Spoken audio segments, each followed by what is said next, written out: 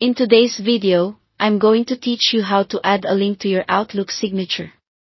Whether you're using the new Outlook, Outlook on the web, or the classic desktop app, the process is quick once you know where to look.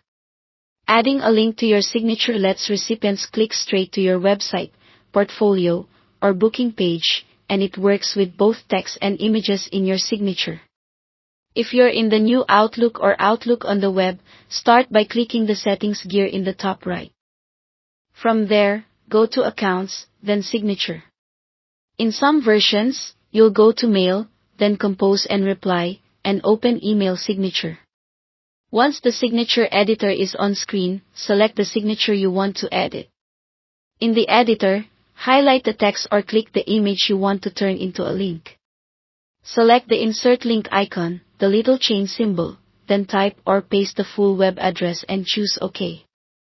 When you're done, make sure you scroll and click Save at the bottom of the settings window so your changes apply to new messages and replies.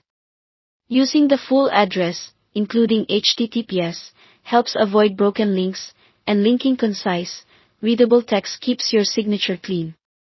If you're in Classic Outlook on Windows, open a new email first.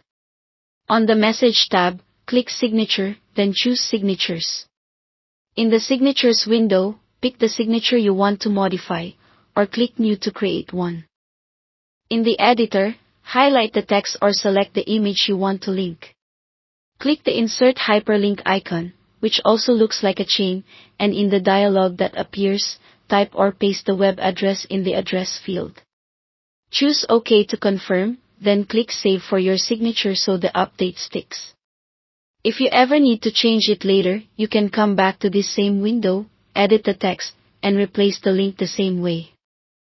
Remember that the link will only be active on messages that use that signature, so make sure the signature is set as your default if you want it on new emails or replies.